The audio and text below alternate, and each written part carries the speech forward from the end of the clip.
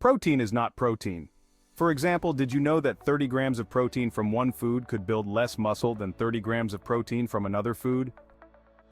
Or, in a person who requires a minimum of 50 grams of protein a day for healthy body function, 50 grams of protein from this would not actually meet their protein needs. This is super important because our bodies rely on protein for a ton of essential functions. From supporting the immune system to building strong bones and producing hormones, protein is crucial for maintaining overall health. And yet, a whopping 40% of Americans aren't even hitting their protein goals, according to data from the National Center for Health Statistics. So what's the scoop? Well, it's not really about protein, it's about those essential amino acids. Let's take a moment to get a bit educational here. Amino acids are the building blocks of proteins. There are about 20 amino acids in total, but only 9 are essential. Our bodies can't make these 9 little guys, so we have to get them from our food.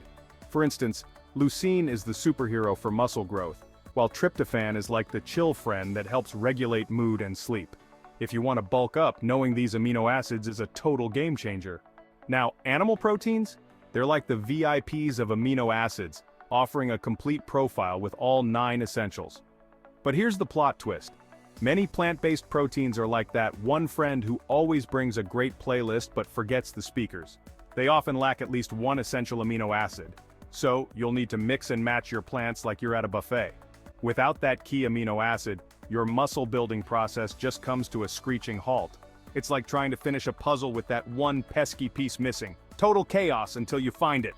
And speaking of plant proteins, they often come with extra carbs.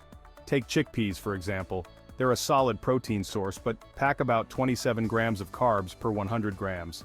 That's like saying, surprise, you're getting carbs too. Quinoa is in the same boat with about 21 grams of carbs per 100 grams.